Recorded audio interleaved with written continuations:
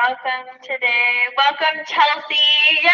I'm so glad we're doing this. And I think, Chelsea, this was long due. And you coming forward at this time and being willing to share is something that I probably have really neglected in this group, because here women are, doing so much to try to have the best marriage that they can have. And sometimes, even despite our best efforts, it doesn't work out. And so I'm just so grateful that you're here. And I know this is going to touch many hearts. Thank you. It's good to be here. Okay, you guys, I'm going to tell you a little bit about Chelsea. Whoa. Hold on, I've got windows open everywhere.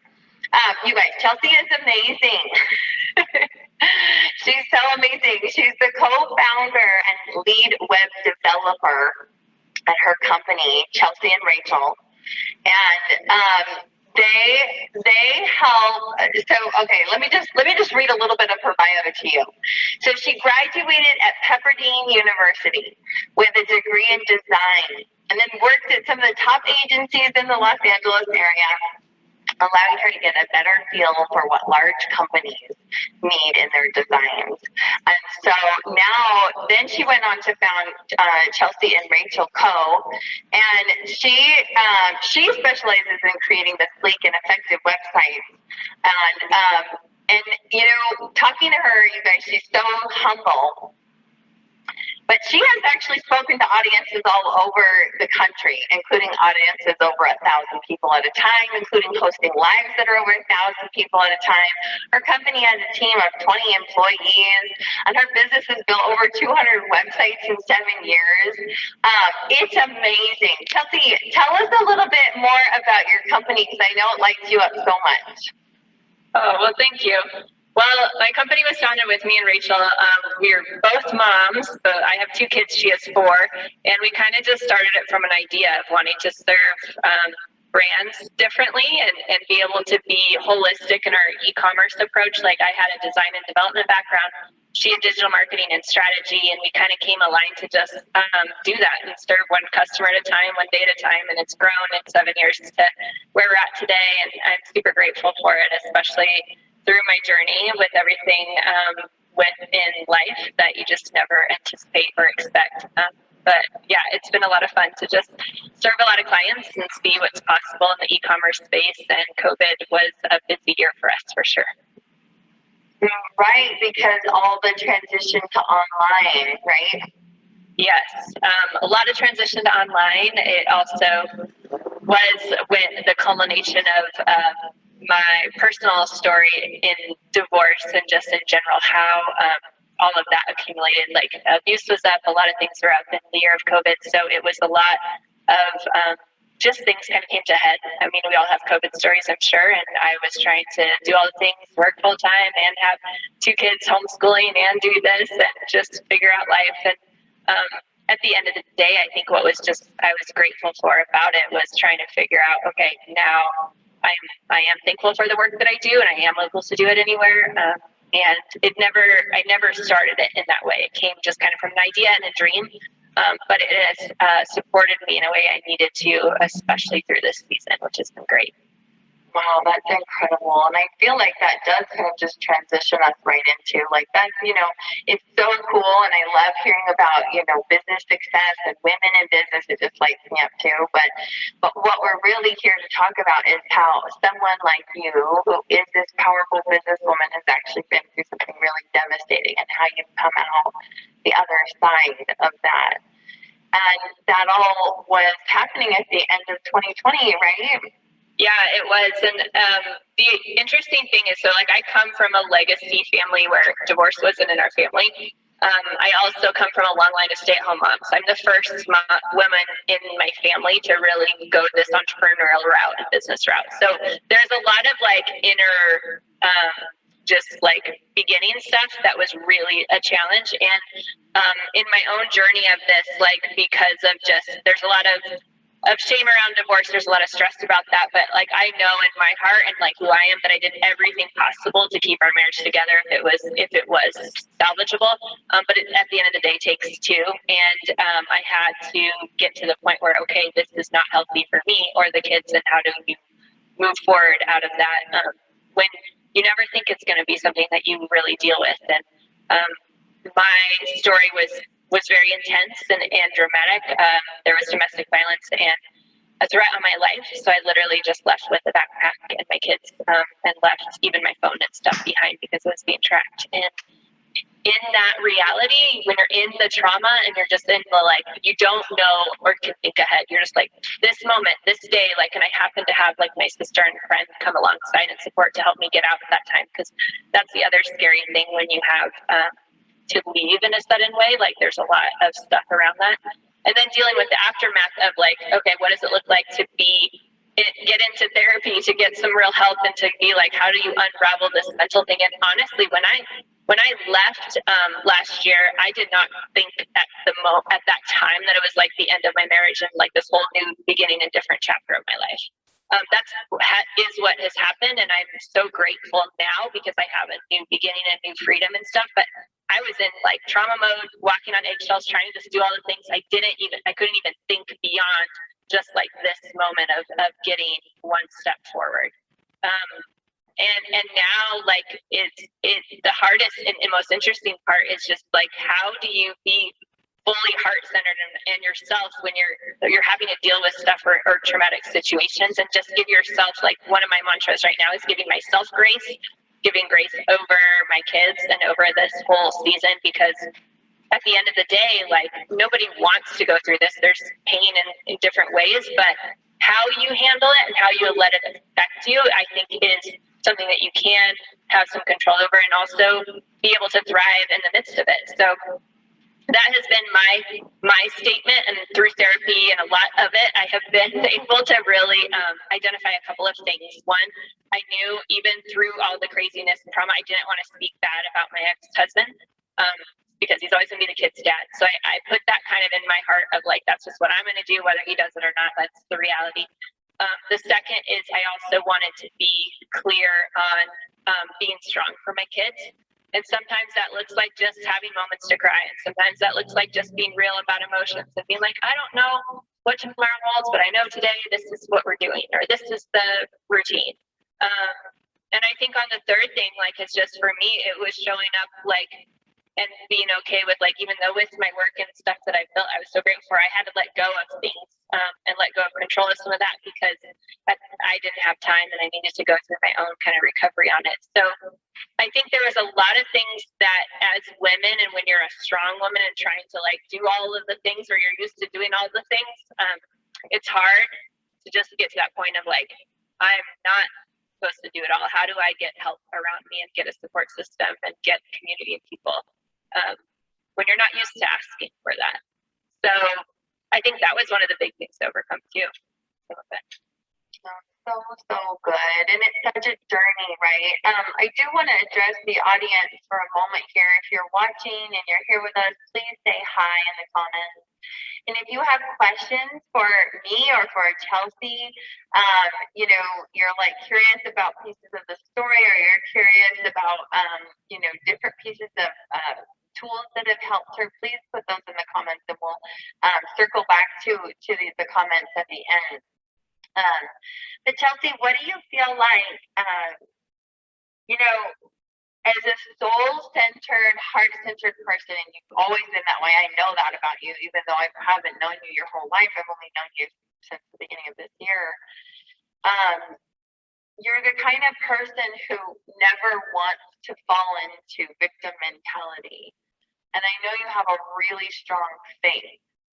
So how have you found to make sense of this, like, tragedy? I mean, I know we've talked about, like, you did everything you could, checked off all the boxes when you chose this person, and you tried to create this beautiful family that fit into the mold of what you felt like God wanted you to do. And it's like, but then life happens, and it has to be for a reason. Like, how do you make sense of all that? Yeah, that's a great question.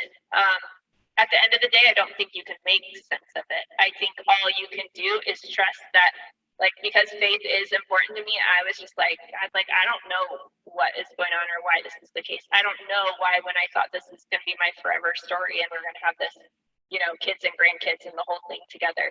And now I'm like so happy being away in a different scenario, but it took a long time to get there. A lot of people that deal with abuse, and in my case, narcissistic abuse, like it is a mental game, like unraveling that you don't even realize you have to unravel.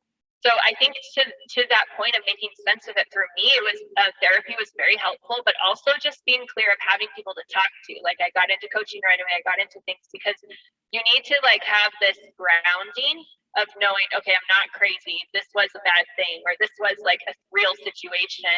How do I just like be that this is real and not try to fix it, not try to like explain it, but just know that it's everyone has trauma in some different degrees. So how do we deal with that in a way that like still builds us up as the person that we're supposed to be, and in knowing that there can still be hope for a future, even when the middle and the mess just feels like there isn't. And don't get me wrong, like I've had times of crying in the fetal position in the bathtub, just like craziness, like how is this my story? What is going on? But then I've also had times of like complete joy and freedom of being out and having like, oh, I have this little place now and I'm able to like breathe and figure out whatever I want to eat for dinner, I can decide. And just being again back to that component of making decisions on your own and trusting that you don't have to know all the answers. I'm a big visionary, like future person. I was that kid that would like write in my diary when I was like 13 about getting married and having kids and all this stuff. And it's like, now my whole life looks different than I thought. And honestly, a lot of my grieving was a lot of that, like grieving the picture perfect thing that I thought I'd have to be and do. But at the end of the day, like I have had more conversations about divorce and people and in this scenario of how to deal with it when I never thought that would be the case. Like people that have like opened up that never have shared their story. And especially when it comes to, I think because there's a lot of shame around it. And as women, we're in this Instagram society where you want to look perfect and have all the things and pictures and stuff. And I was honestly really good at that. Like I was really good at justifying all the bad scenarios and just putting on the happy face and being like, but these are the good times and this is what I'm going to hold on to. I can't change him. I can only change myself. All that's true. But at the end of the day, you're not really responsible per se to just change yourself. You're responsible for how are you going to show up in the world and how are you going to be present for your kids, for your work, for anybody that you come in contact with. And I think that's been one of my big takeaways is learning how to be present and being okay that you don't know all the answers and don't know what tomorrow holds. Well, and you had mentioned that just before we got on about how, there's sort of maybe this question of like, how did you put up with that? Or how did you not see the signs? Or how did somebody like, in such a powerful business ownership role then have such a, domestic abuse even like situation in your marriage? And what's your answer to that? I think there is no person that has it all together, and there's no amount of strength that is going to be the end all be all on this. Everyone has stuff, but like the elements of trauma, I do think, and because of my faith, like I kind of hold to that scripture, like there are different talents that people are given at times, and some people just have more stuff that they have to overcome and deal with than others. Just like some, like who you were born into in the family and that kind of stuff. But on the flip side, instead of comparing to others, I think I've gone more inner. I do self-reflect a lot. I think that has been helpful, but I have to caution on when it's not helpful. And when I just have to be like, this is just a sucky situation and there was nothing I could do on it. Because that's kind of the beauty in this group. I know with like the masculine energy and the feminine energy, like I have been very masculine in a lot of it, and like parenting is that thing. So I've purposely tried to, and that was like my work with Melissa, move into how do I get more in the flow and be in the feminine and not be trying to do all the time. And that's hard for me. My personality, I'm a firstborn overachiever. Like I was always like the doer, but I think it's also been its own kind of beautiful story to figure out how do you be in a flow. And so like my vision of that is like dancing and being on a beach with like ribbons or trying to just figure out like what does it mean to receive. And when you're in a divorce situation or going through it, you have to be able to receive, because without it, like, you'll just get in this awful hole of depression and horribleness, and then you can't get out of it. And there are people that unfortunately get into that with divorce. Like, it's a ripping of your heart, but it also like is, you can choose in some ways how you're going to show up in the world on it. And I think the hardest part is also the recognition that this is really final. And for me, because of my extreme circumstances last year, it was a little easier for me to be like, this is final at this point. I look back over my decade of marriage, and there's lots of times I could have left and never did. And I know that wasn't the time. So I have to be okay that this was the time, and like now it's final. And then we're in the legal system of all that made it so much more real. But I think there's so much to be said about just as women giving ourselves grace. Like, we take on a lot. And like, we as those that are moms in this group too, like as moms, like we're called to do so much more, like work, this, that. And like, I think we don't give ourselves grace enough. It's easy for us to give grace to others, but in doing it to ourselves is a hard challenge. I know it has been for me, but it's also been so real and beautiful too to do it and just be like, what do I want this 2.0 to look like, and stop overthinking all the things. And so like, have fun and have conversations and go out to dinner and try to like have the normal moments, but still do the inner work. And that's, I think, my biggest encouragement to anybody going through divorce or on that precipice. Like, you have to do a lot of inner work to be able to be on the other side where you're going to be a different person and not fall into something that's just another negative trap of the same scenario. That's been so inspiring about you, Chelsea, because I know, and probably anybody watching, and you too, have seen women who go through divorce. It's like, you really can't go through divorce and not have it change you, but how it changes you, like, you know, I think a lot of people assume mama really have a say in that. And I see you like fighting for yourself in this. And it has been, sometimes it has felt like a fight. Like, I have to stand for myself. I have to cling to my own values above all else, and stand up for myself. And I think we've talked about this before, but a lot of women who are in this situation will come out of it like closed off, hard-hearted, maybe even closed off to love again, or maybe not, but maybe just kind of like a hard personality, because I think that there's this assumption that, well, if I'm a businesswoman and I don't have time to deal with all this like crap of, you know, emotions and trauma, so they just shove it down and then deal the best that they can. And I don't say any of that in a space of judgment, but I do think there's another way. And I hear you saying that it's about really committing to yourself.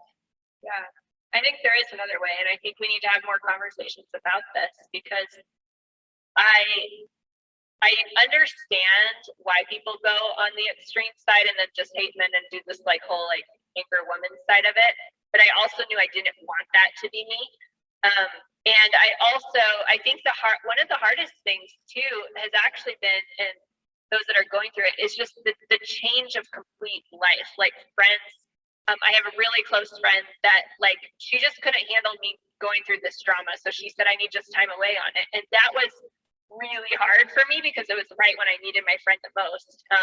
But on the flip side, it also, like, I think that perspective gave me this, you know, I just have to keep asking, like, don't take this as a one and done thing. Who are the people I need to champion around me? Where do I get the help on it? And not just hunker down and think it's just going to come to you. Because I think honestly, that's the mistake a lot of women do when they're in really difficult situations, is not reach out for help or share. And I have this sweet friend that was a neighbor in where I had left from, and I remember the day that I got to go and talk with her and kind of share what was going on, and it was just a release moment for me to be able to be like, this is what it is, and I happen to have stuff in writing that was part of it. And so I was just like, this is not normal, right? Like, these lists of rules. And I just remember having another person's perspective was like, yeah, this is not. And I think perspective is important, but you need to look out for healthy perspective. And as women, we need to be okay with those that can't handle it, and to let them go. And that's hard because it's like the nurturing mother side of us is like, well, what about this? And it's like, you've got to like be able to keep reaching out to find your tribe and to be able to be like, who are the people I really want in my life to impact on this and to show grace over me in this hard situation. So incredible. And the fact that you can even like, just talk about these things is such evidence of the work that you've done.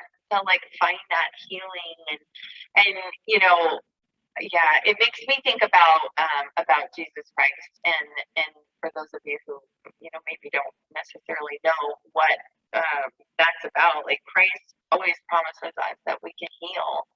And I think that he suffered for us so that not just so that we could,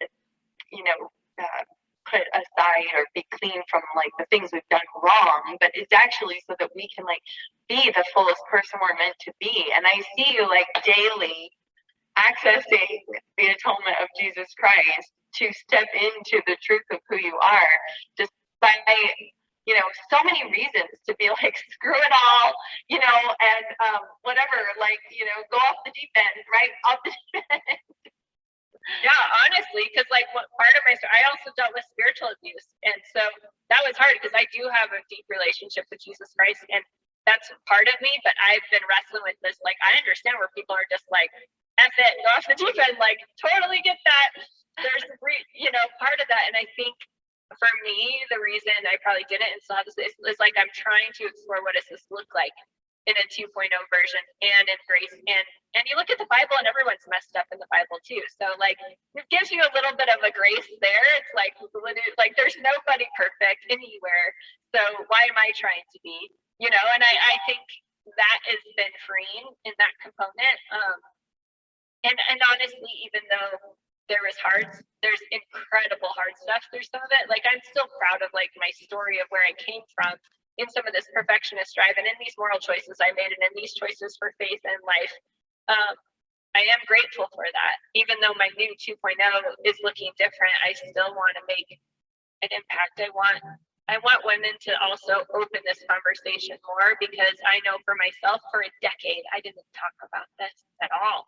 Like I was really good about being like, oh, he just has anger issues. Oh, there's not really anything going on. And then I would hide it in a way that like, try not to let anybody else see the reaction. And that's like, that's like part of like, I think there's an element of that, like all marriages deal with stuff for sure. Like, and you need to have some honesty, trust in that where you're protecting one another. But in my case, like that wasn't the wise thing to do. I needed to reach out sooner so that I could either maybe he could have gotten help and changed, which never happened, but like that component, or I could have realized more sooner. So I think at the end of the day, I don't know the timing or the reasons why, but I am at this point very grateful to be out, even though it's still in the mess and even though the legal system is awful in its own realm. But it's a season. So I have to be, I've been able and fortunate to have really great therapy that has helped through that specializes in domestic violence stuff, that specializes in the emotional and psychological and all the pieces.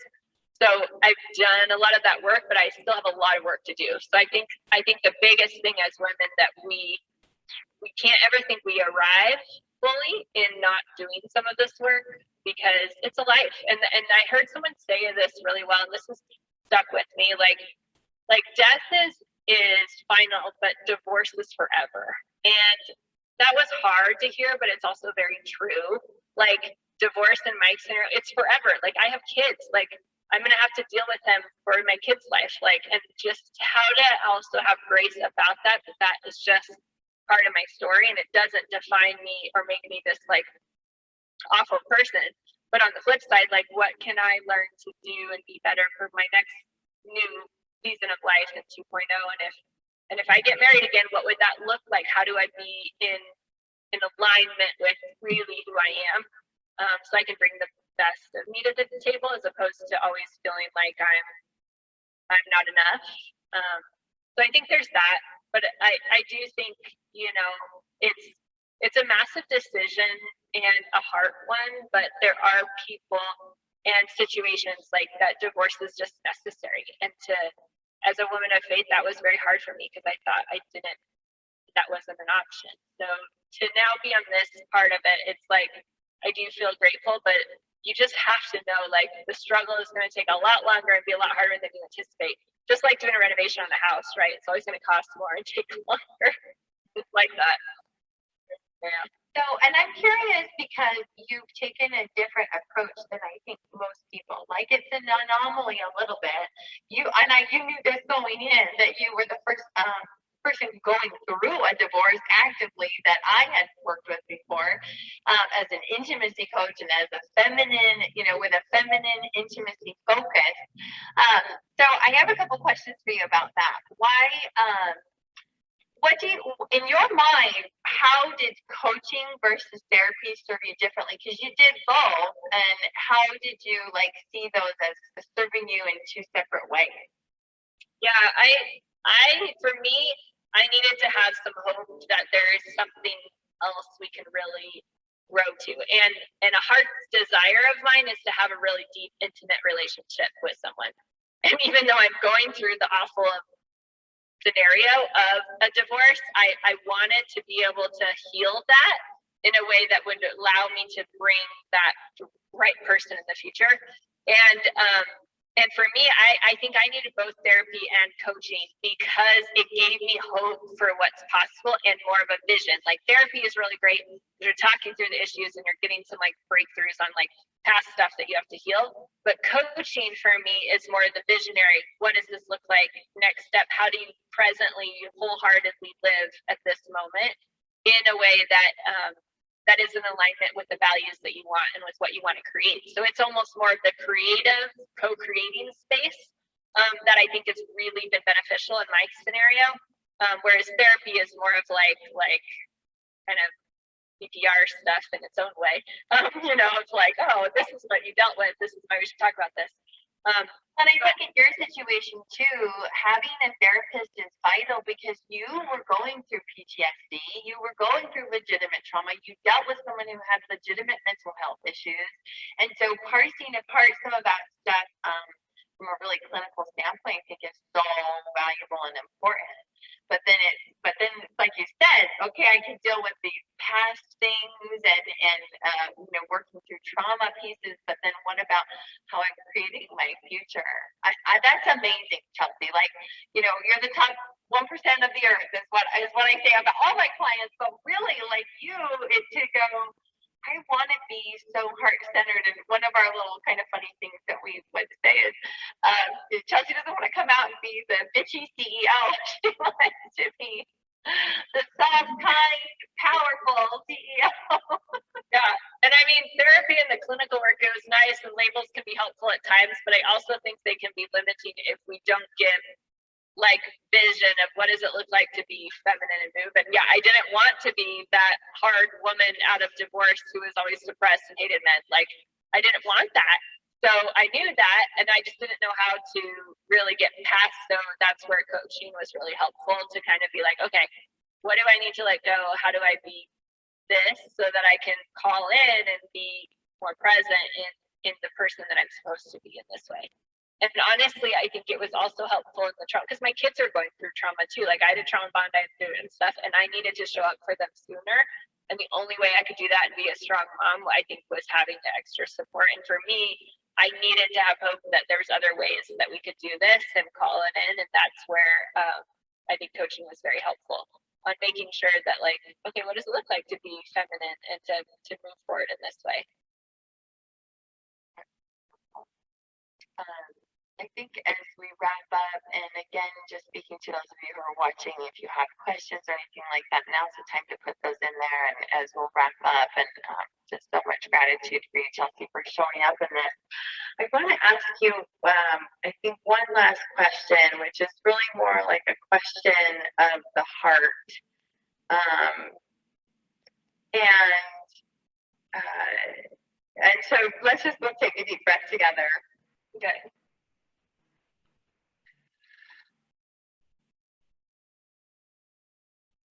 If you could go back now and speak to Chelsea, who had just laughed, like scared, like literally fleeing for her life, trying to protect her kids, and had no idea what's coming in the horizon with this situation. What would you say to her now from who you are today? That's a good question. I would probably say just take a deep breath. Everything feels overwhelming at that point, even at this point a little bit, even though I'm further along, like it feels like the weight of everything crushes down. But all you have to do is one day at a time, and one decision at a time, and one step forward at a time, and giving yourself grace over that, I think is really critical. And then to also just be like, there is another side, and you're going to be okay, and it's going to be fine to like move forward into that. And honestly, when you do the work and you do it intentionally, you can get there faster. I think that has been the biggest relief I've realized. Like I said, you're never arrived, but like in doing the deep work and doing there, like I'm happy and okay and really genuinely like feeling good about the direction in my life, even though this has been incredibly hard and difficult and unlike anything I would have thought. The divorce isn't finalized. Like, I think that's important to say to those listening. It's like the actual legal aspect is not even done yet. So to be able to claim that is incredible. Yeah, and I think that's hard because I like to have things checked off my list and the box checked, and I thought it would be finalized months and months ago, and it's still not, and there's still court stuff. But that's where that quote of like, it's more like forever is like, you just have to like let that component go and be okay that there's going to be new beginnings and new reality, and not something that you feel like is going to be it's like, even when it's finalized, then what? Like my therapist was like, okay, so great, so the box is checked, now you have it, like it'll give peace of mind, like on the financial and on the clarity standpoint there, but it's still something you have to deal with in life. So I think having to let go of those expectations and when the timing of it has been hard for me, but also good. So trying to just be as present in that, because when it's not finalized, it just feels forever. And like, why? Right, totally. So I love that. One breath at a time, take a deep breath, one step at a time. And I love how you say, grace over. Putting grace over that. I feel like every time you say that, I picture like a blanket over the top of me or you or whatever it is that you're talking about. And I love that idea. So beautiful. Well, one question did come through, or a couple questions, but I think you kind of answered and spoke to them already, just about dealing with the balance with the kids and that piece. And that came through, I think, before you had spoke about that. Jen was here and said hi, and and somebody said, you are so strong. That's another thing I would tell myself back then. You don't feel strong in this, but for me, my faith helped a lot, and just the reaching out, because it's a different kind of strength that you need to get through something like this. Like that's for sure. But don't think you have to do all of it. I think it's the biggest mistake we try to do. Or don't think you can do it alone. That's the other problem. Like, reach out, get the help, do whatever you have to. I got myself and my kids in therapy right away. That was helpful. That's where I think that feminine comes in so powerfully, because, if you're thinking that feminine energy is weak, it's like, well, this is not the time. But it's not the time. But feminine energy is not weak.